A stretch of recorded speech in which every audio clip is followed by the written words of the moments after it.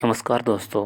आज हम आपको ऐसी महाशक्तिशाली विद्या के बारे में बताने वाले हैं जो एक बहुत ही गोपनीय विद्या है और इसे सीखने के बाद मनुष्य एक पल में किसी की भी हत्या कर सकता है और इस विद्या को डायन विद्या कहते हैं। अगर इस विद्या को कोई स्त्री सीखे तो उसे डायन कहा जाता है और अगर इस विद्या को कोई पुरुष सीखे तो उसे डायना कहा जाता है। यह विद्या बहुत ही प्राचीन विद्या है। यह विद्या सीखने के बाद वह व्यक्ति बहुत ही सतर्क हो जाता है। इनके परिवार वाले भी इन्हें नहीं पहचान सकते हैं और सीखने के बाद वह जितना बूढ़ा होता जाएगा उतना ही शक्तिशाली बनता जाता है।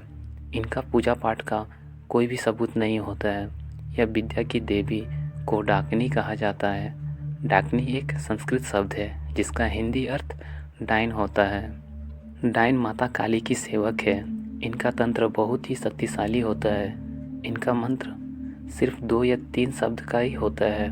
जिस परिवार को बहुत दुख देना होता है उसके घर के दरवाजे के नीचे अपने महावरी कपड़े की जुत्ती बनाकर गाड़ देती है, जिससे उसका घर में कोई भी देवी देवता का आना निर्दोष हो जाता है और इनके द्वारा लगाया गया भूत लंबे समय तक परेशान करता है।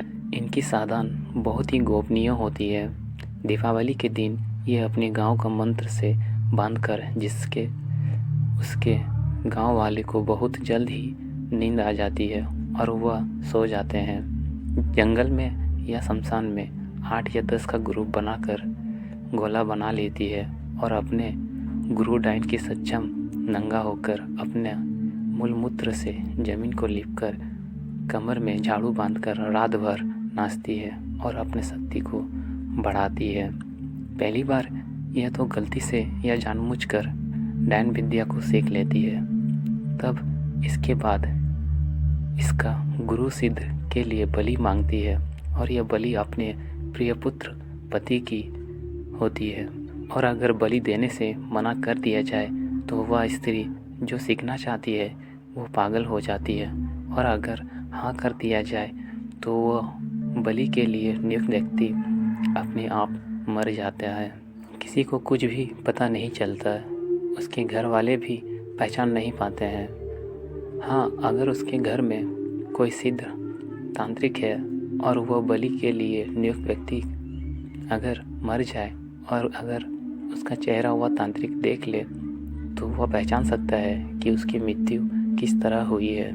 इनकी सिद्धि होने के पश्चात यह अपने तंत्र का प्रयोग करना चालू कर देता है पेड़ पौधे पशु और पक्षी पर। यह शुरुआती समय पर यह अपने तंत्र का प्रयोग करते और उसके बाद फिर यह मनुष्य को परेशान करने के लिए उस पर अपना तंत्र का प्रयोग करती है और पहचानने की कोशिश करती है कि उसे क्या हो रहा है और क्या नहीं हो रहा। बहुत से लोग जो डायन विद्या के बारे में जानते हैं वह इस विद्या को सीखना नहीं चाहते हैं, क्योंकि इस विद्या को सीखने वाले का जीवन बहुत ही दुखदायी होता है। यह बात कुछ लोग जानते हैं, लेकिन जो बूढ़ी डायन जो सीनियर डायन होती है उसे उसकी मृत्यु से पहले 4 या 5 शिष्य बनाना उनकी मजबूरी होती है और अगर वह बनाने से इनकार कर दे तो इनका भूत होता है दरहा भूत। वह महाशक्तिशाली होता है और इन्हें हर क्षण दुख देता रहता है और मारता रहता है। इसलिए ये ऐसा पुरुष या ऐसा स्त्री को चुनती है जो बहुत ही गुस्से वाले होते हैं और दूसरे से जलते हैं। ऐसा पुरुष या ऐसा स्त्री को चुनते हैं ज़्यादातर अपने ही परिवार के सदस्य को चुनते हैं और उसे अपने वश में करके 4 या 5 मंत्र सिखा देती है, जिससे डायन बनने की प्रक्रिया शुरू हो जाती है। अगर उसके परिवार में कोई छोटी लड़की या लड़का हो तो उस पर शक्तिपात कर देती है, जिससे उसे सपने के माध्यम से डायन विद्या की धीरे धीरे सीख मिलने लगती है और जब उसकी शादी हो जाती है तो उस पर डायन के गुण आना चालू हो जाते हैं। इस प्रकार से डायन बनने की प्रक्रिया होती है।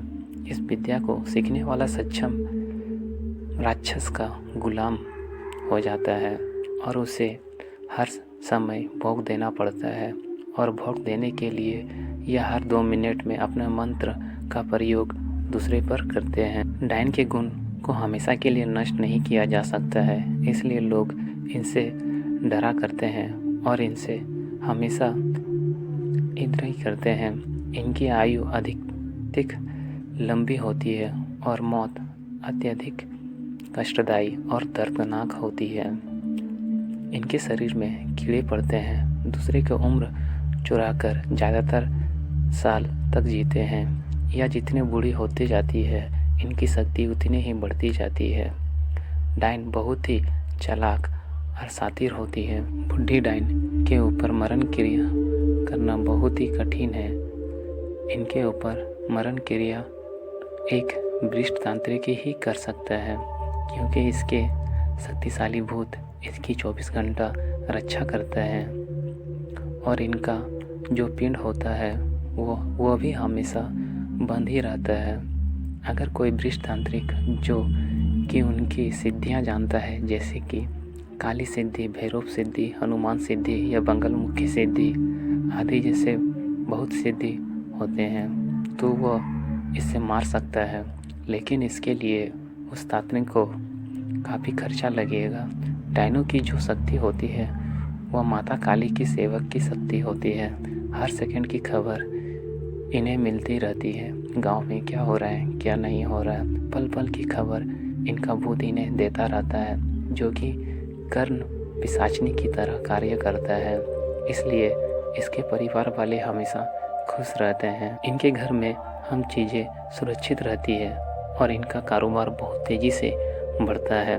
अगर इसके ऊपर या इसके परिवार वाले के ऊपर कोई तंत्र का प्रयोग करता है तो इससे तुरंत पता चल जाता है कि कौन मुझे मारने आया है, मेरे परिवार को, या परेशान करने की कोशिश कर रहा है, और फिर यह उसे नहीं छोड़ती है, उसकी मृत्यु पक्की हो जाती है।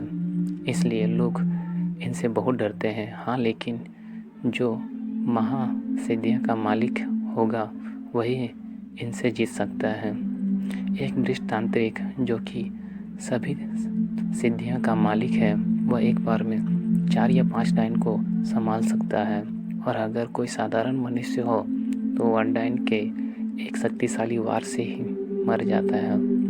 और आप लोग ने हार्ट अटैक सुना होगा, या किसी को आता नहीं है, या डायन किसी को मारना चाहे तो वह 1 सेकंड में किसी को भी हार्ट अटैक, लकवा जैसी अनेक बीमारी ला सकती है।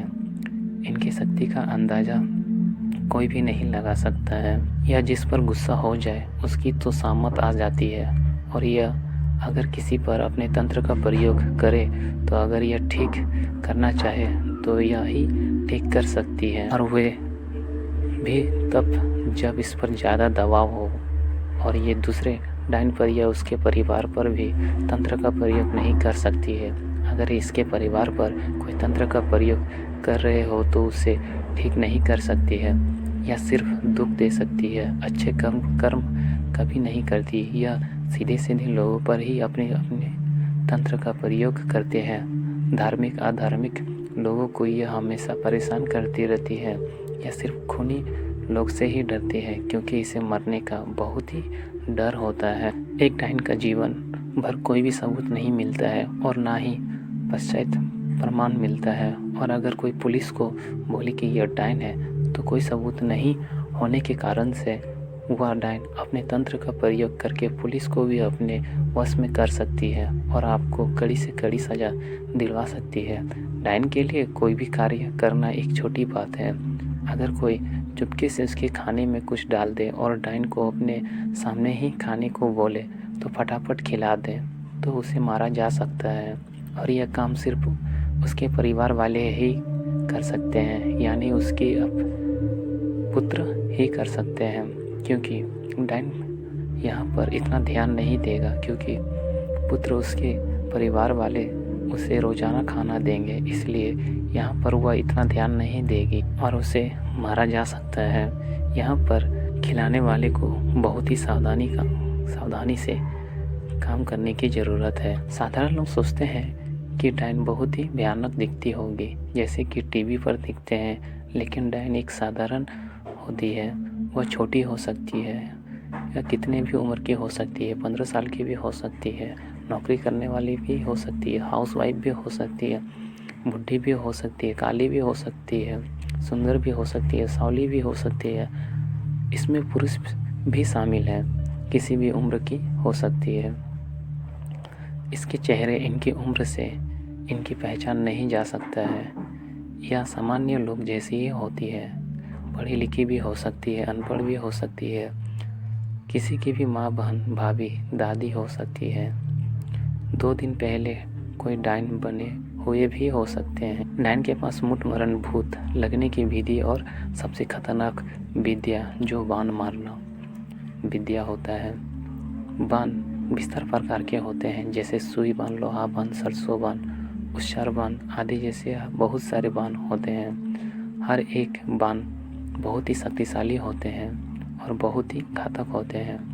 इनके एक घातक वार से मनुष्य को लकवा मार सकता है। हाँ, लेकिन अगर भोग दिया तो मैं यह आपको बता दूं, अगर डायन चाहे तो आदमी को फटाफट मृत्यु कर सकती है, लेकिन भूत को भोग देना पड़ता है, मांस जैसे कुछ।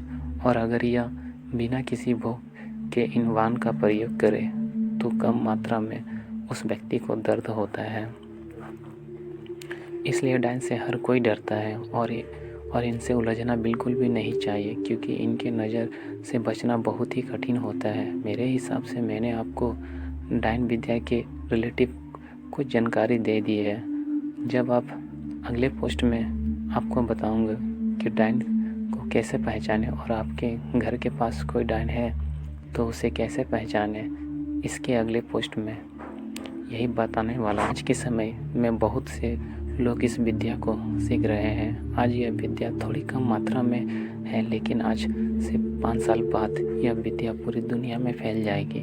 हर समय इस विद्या को लोग सीख रहे हैं। हमने यह पोस्ट सिर्फ मानव कल्याण हेतु बनाया है। हमारा बिल्कुल भी मकसद नहीं है आप इस विद्या को सीखें, क्योंकि इस विद्या बहुत ही घातक होती है विद्या है और इसे सीखने वाले का जीवन बहुत ही कष्टप्रद और दुखदायी होता है। इसलिए हम खुद मानते हैं कि इस विद्या को नहीं सीखना चाहिए, बल्कि इसके बारे में सोचना भी नहीं चाहिए। इसकी जानकारी सभी को होनी चाहिए, क्योंकि यह विद्या संसार में बहुत तेज़ी से फैल रही है और वैसे भी किसी को दुख देकर कोई सुख नहीं हो सकता है।